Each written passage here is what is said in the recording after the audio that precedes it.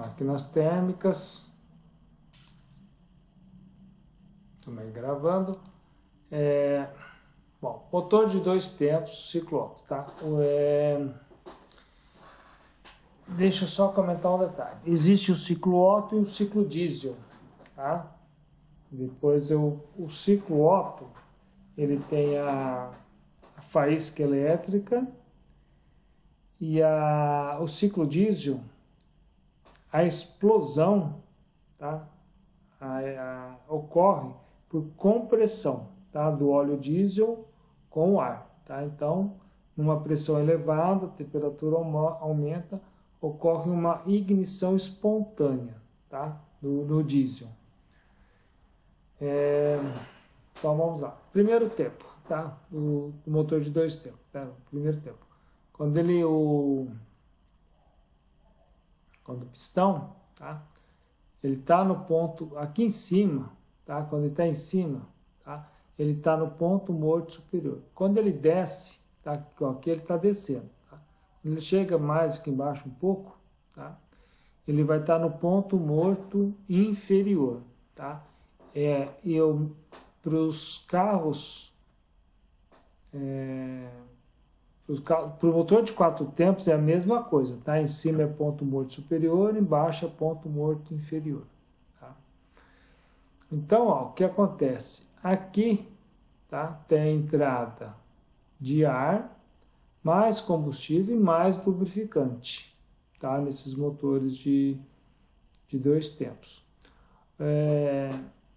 Geralmente, o lubrificante para o combustível é uma parte para 20, mais ou menos. Então, ó, quando ele vai descendo, tá ok? Aqui já vai ocorrer a explosão, né? Ocorre a ignição, tá? Aqui está a vela, bom? Ocorre a ignição. E aí forma os produtos da combustão, na hora que ele desce, ele vai gerar potência, tá? E aí o que acontece, tá? A janela B fica descoberta, então os gases começam a sair, e aí já descobre a janela C fica aberta também, aí as misturas que estavam aqui começam a vir para dentro desse compartimento aqui, tá? Dentro do onde vai. Então, quer dizer, esse motor tem que ser muito bem projetado para que não ocorra a mistura do ar, combustível lubrificante com os produtos da combustão, tá? E aí ele vai estar descendo, e aí a janela B fica fechada, tá? Ou seja, aí não entra combustível, não entra lubrificante, não entra ar, não entra nada, tá? E aí ele vem para o ponto morto inferior, tá? Com essa janela aqui fechada, tá? E aí os gases já saíram e a nova mistura já vai estar aqui nesse compartimento aqui de cima, tudo bem? Isso aí ele vai fazer 180 graus. Né? O virabrequim vai girar 180 graus. Aqui de cima até embaixo. Estando embaixo, tá? Essa janela aqui abriu, tá? Essa aqui também está aberta, essa aqui está fechada. Ele começa a subir, tá? O C fecha, tá? O B vai fechar também e vai abrir o A, ou seja, né, aí vai ocorrer a compressão e ao mesmo tempo vai entrar uma nova mistura aqui, tá? Ar mais combustível lubrificante, até ele ir para o ponto morto superior, e aí fecha o ciclo, tá bom? Tá, ó, isso que eu acabei de falar, ó, tá tudo escrito aqui, tá bom? Eu escrevi porque isso aí está no livro do Franco Brunetti, tá? Dos motores de combustão interna, mas eu nem vou ler isso aqui, tá? Vou deixar aqui, depois, se vocês quiserem, vocês leem, não tem problema. Bom, aqui é é um esquema da posição, né? Então, ó, nós temos aí a temperatura dos gases, tá? A pressão do gás em bar, tá? Onde ocorre o trabalho de combustão e trabalho, né? De 0 até 90 graus, ok? Temperatura do gás 2.000 e 2.800 graus Celsius, tá? Depois, aqui de 90 a 180, tem o escape dos gases, tá? Aí a temperatura cai para 500 a 1.200 mais ou menos, tá? E a pressão de 1 a 3 bar, aqui de 15 a 30. Aqui onde ocorre a transferência, tá? Dos gases aqui. E depois a compressão aqui, ok? E aqui aí 120 a temperatura, passa para 200, 400, e a pressão do bar de 5 a 8, tá? E aqui a pressão é 1, beleza? Bom, vantagens e desvantagens do motor de 2 tempos, tá? Então, ó, num primeiro momento a gente poderia imaginar que a questão do tempo, tá? Quando a gente vai calcular a potência de um motor, tá? A gente tem um fator X, né, que aparece nas equações, que a gente tem que dividir. Se o motor é de 2 tempos, X é 1. Se o motor é de 4 tempos, X é 2. Tá? Por causa do número de voltas para completar um ciclo. Tá?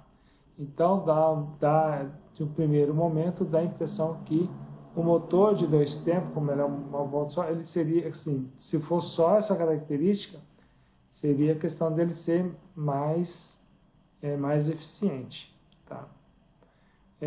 Mas existem um pequeno detalhe, né, que tem a questão da superposição dos acontecimentos. Lembra que, né, aquela questão do escape da exaustão e da nova mistura que entra naquele compartimento superior, tá?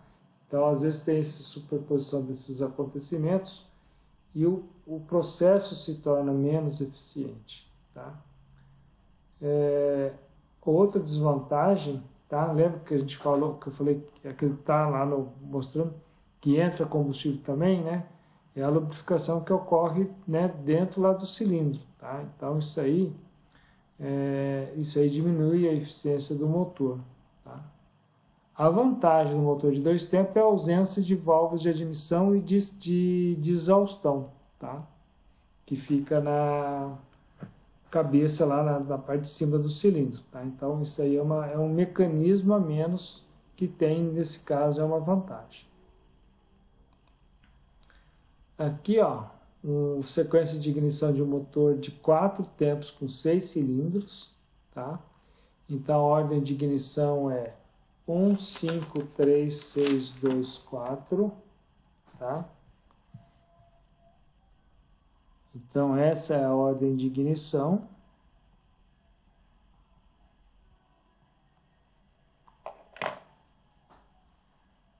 E aqui está a questão, né? Ó, o cilindro 1, ele vai expandindo até 180 graus, tá? Cada um deles, ó, 180 graus, 360, tá? 540, 720, tá? Cada cilindro especificamente por isso que ele é chamado de 4 tempos, né? Cada cilindro completa 4 tempos, tá? A sequência, deixa eu pegar vou pegar o 6, tá? Que está completo aqui, ó. Primeiro é a admissão, né?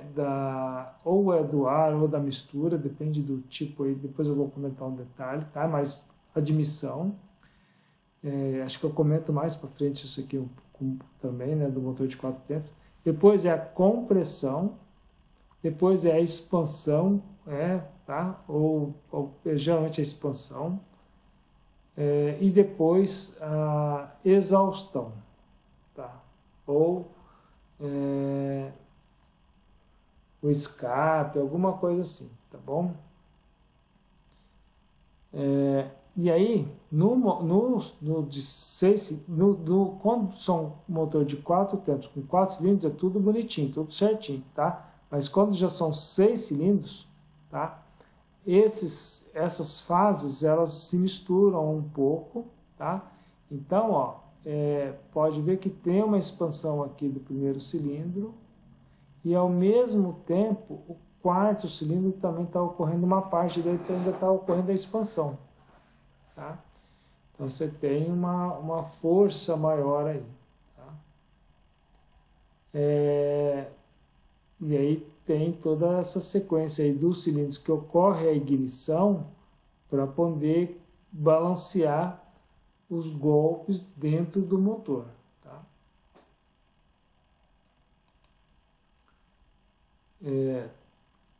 Estando aqui ainda no motor de 2 tempos, tá?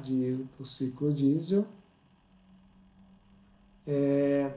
nós temos aí o escape e a admissão, tá? Nós temos aqui de um lado o escape, do outro lado é a admissão do ar, ok? Ou melhor, a admissão do ar e o escape dos gases de exaustão, ok? Esse aqui é um blower que ajuda a entrada do ar dentro desse compartimento aqui, dentro do cilindro, tá? Então, você tem o primeiro movimento, que é aqui você tem compressão, tá? A entrada do ar e compressão, admissão e compressão. E o segundo tempo, você tem a explosão, tá? Você tem a expansão também, tá? E, ao mesmo tempo, depois tem a saída dos gases, ok? De exaustão.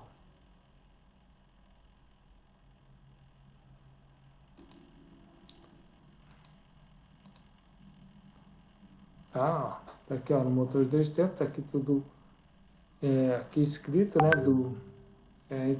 a entrada do ar, soprador, chega ao PMS, ocorre explosão por compressão espontânea, é um processo de compressão, tá? No motor diesel, tá, o processo de explosão é por compressão espontânea, tá? Não tem ignição elétrica. No segundo tempo, em que ocorre o movimento do cilindro do PMS ao PMI, ponto morto superior ao ponto morto inferior, ocorre a expansão. Quando o pistão estiver no ponto morto inferior, ocorre a saída dos gases de escape e começa o ciclo novamente, tá? O blower ajuda nesse processo de escape aqui, tá bom? Bom, diferente entre os motores de 2 tempos e 4 tempos, tá? No motor de 4 tempos são 2 voltas de manivela, 2 tempos, 1 volta, né? Aqui 360 graus e no primeiro 720. O fator dos tempos que eu falei, né? O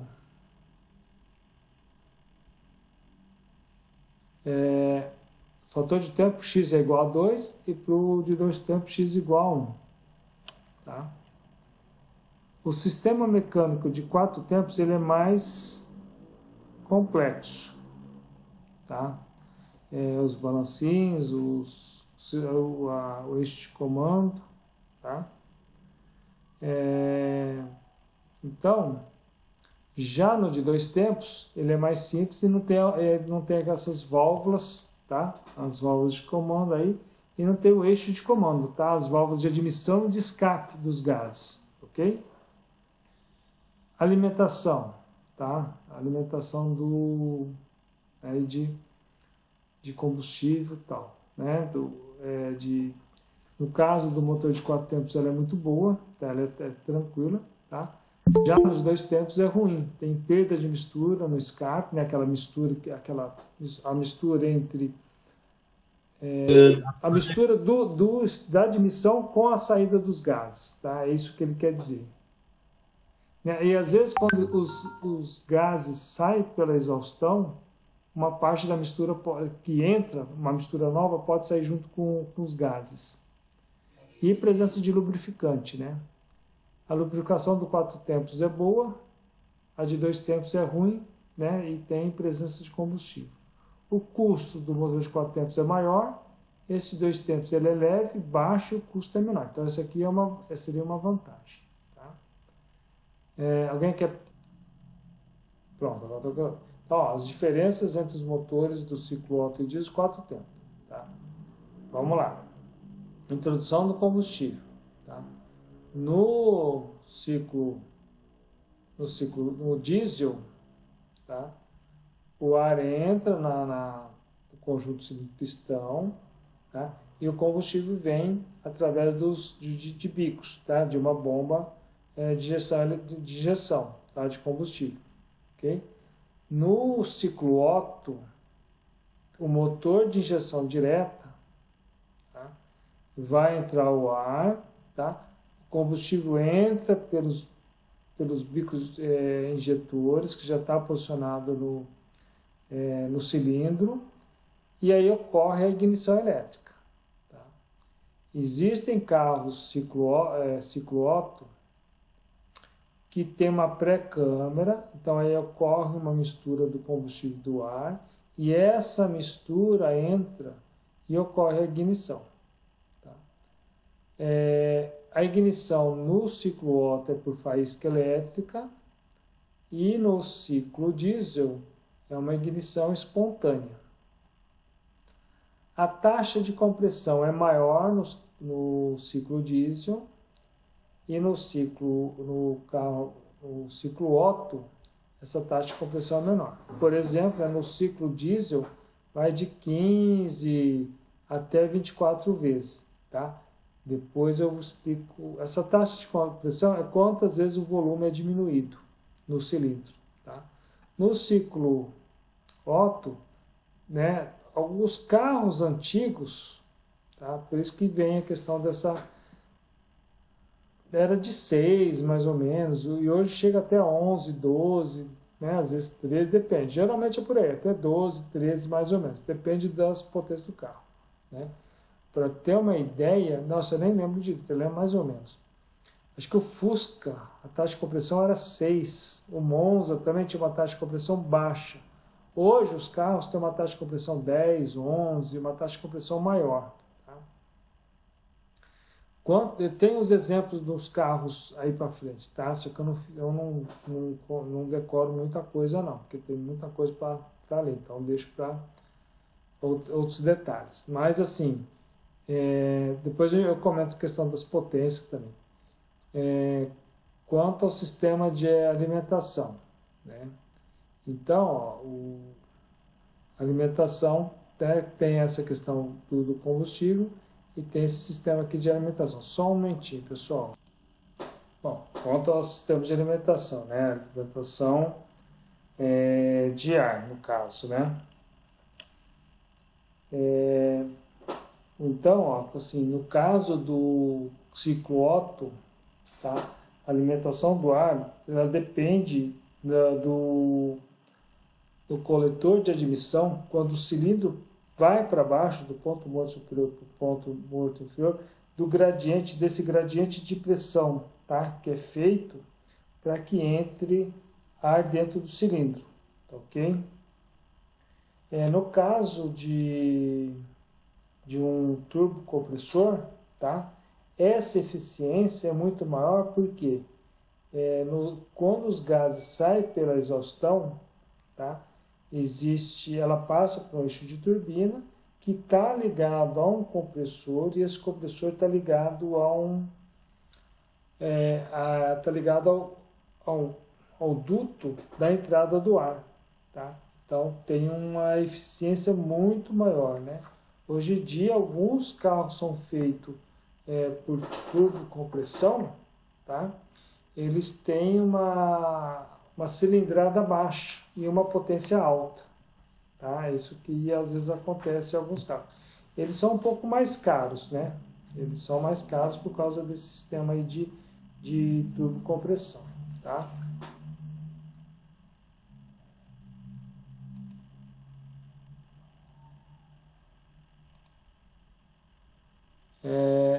Bom, tá aqui, tá?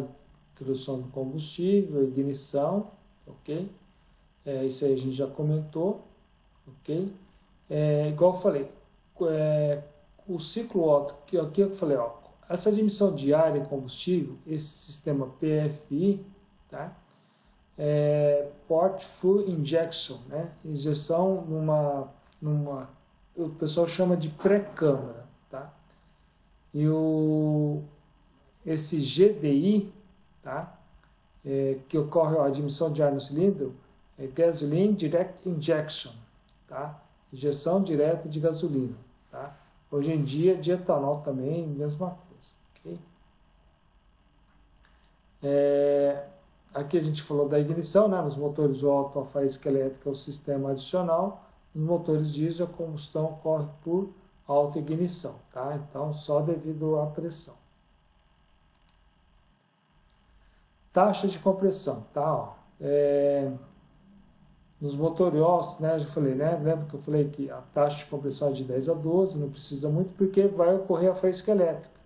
Nos motores diesel, né, a taxa de compressão chega até 24 para que ocorra essa autoignição, ok? Aqui é um exemplo de um carburador, tá? Hoje em dia, né, com o sistema de injeção, tá, os carros, esse carburador ficou no passado, né? O carburador tinha um problema, né, que fazia a regulagem da agulha, tudo, né, a limpeza dele, que tinha problema de contaminação, regulava ele numa determinada altura, se viajava ia por uma outra altitude, dava problemas de regulagem às vezes no carburador. Tá? Então o sistema de injeção eletrônica, ele trabalha com uma pressão já pré-definida, tá? Então isso independe da altitude que o carro anda. Tá? E ele tem uma tendência a economizar bem mais combustível, né? Assim, apesar que existem umas controvérsias, né? Eles são mais econômicos, eles gastam menos que os carros da década de 70, por exemplo. Né? Assim, a gente pegar bem assim, a década de 70, que era aqueles carros que tinha o Dodge, Cadillac, aquelas banheiras, né, que o pessoal fala.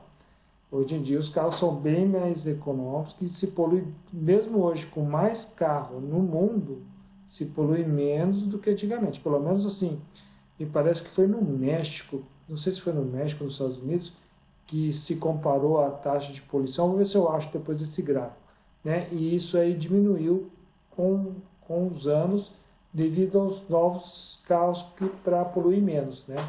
E hoje em dia, antigamente os carros não tinham nem catalisadores, né? Hoje já tem. Aqui o desenho de um carburador, tinha os carros com dupla carburação, né? Para aumentar a potência, né? Aqui, ó, alimentação do combustível, né? Aqui nós temos o injetor, tá?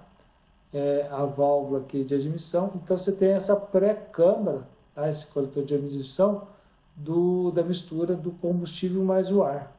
Tá? No GDI, tá?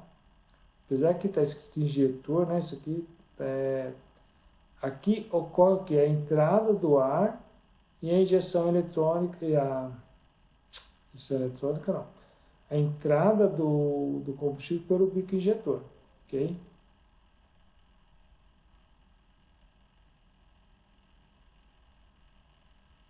Eu esqueci de mudar essa figura aqui, né? Isso aqui está mais para cara de vela do que injetor, né? O injetor parece que ele é geralmente mais posicionado aqui do que nessa posição aí, né? Então, aqui um desenho de um bico, uma foto de um bico injetor desenvolvido pela Bosch, tá?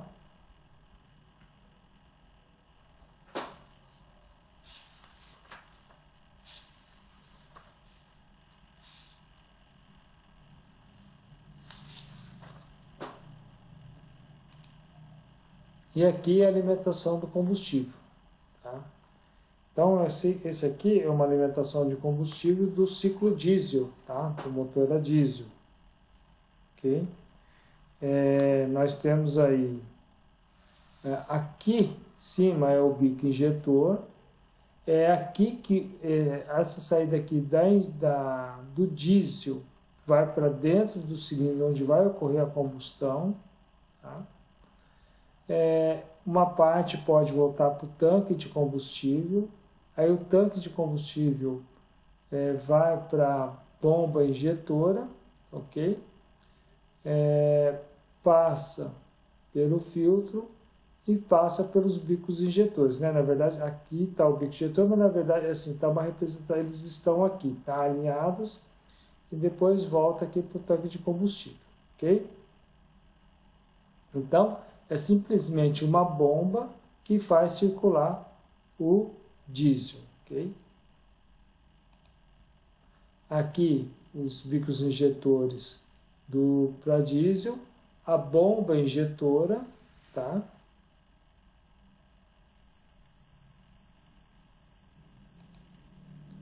Nós temos aqui o sistema de arrefecimento, no caso aqui, tem os dois tipos, água e ar, né?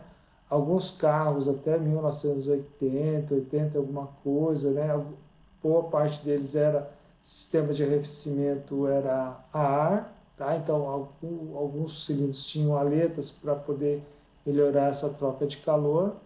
Mas nos tempos modernos, né, hoje em dia o sistema de arrefecimento, a maioria é com a água, né? Então, quer dizer, você tem a água que ela refrigera, né, o líquido de arrefecimento. Tá? Então, você tem a bomba d'água para fazer isso aí. Tá? E tem o ventilador e o radiador, né, para fazer essa troca de calor aí também, ok? Para ajudar na questão do arrefecimento. Inclusive tem alguns carros que a gente desliga, né? Às vezes o ventilador fica funcionando ainda um pouco.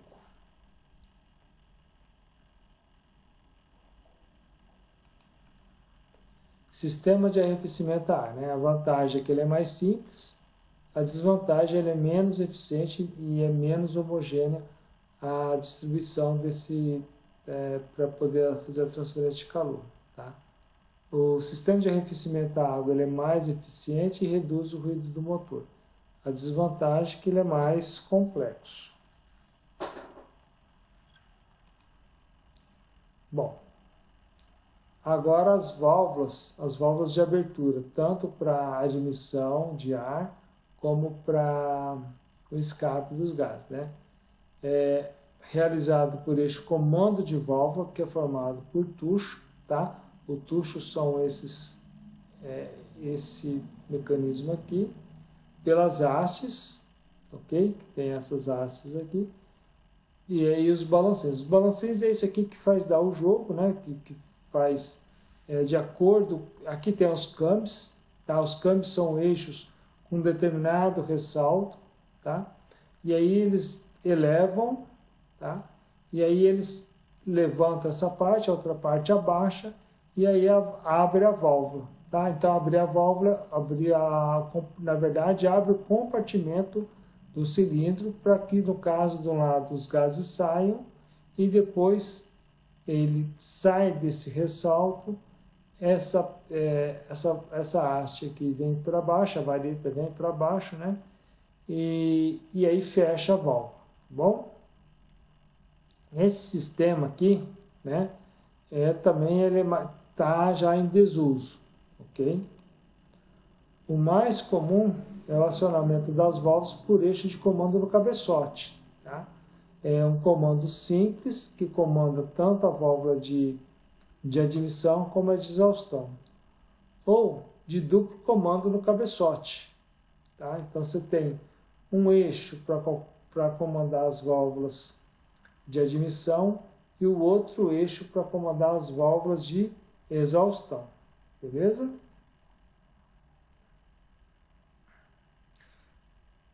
Esses são os mais comuns, tá?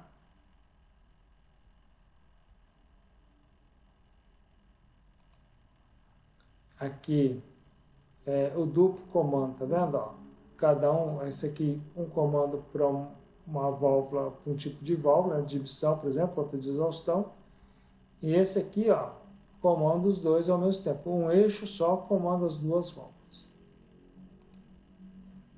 Aqui o esquema do comando de válvula, o CAM, e para fazer a abertura, e aqui tem ele faz a abertura para as válvulas subirem e descerem, ok? tudo isso aqui está conectado com a corrente e com o virabrequim. Tá? Então, tudo isso já é calculado, esses canos, os ângulos, a saliência, tudo, a curvatura, para que feche de forma adequada. E abra também, né? Aqui, o acionamento de válvula por eixo comando simples, tá? Só tem um eixo aqui para poder comandar as válvulas, tá? Então, esse aqui é o simples. Esse aqui é um acionamento de válvula por eixo comando duplo, tá? Então, você tem um eixo para comandar um conjunto de válvulas e o outro eixo para comandar o outro conjunto de válvulas, ok? Então, tá aí, a gente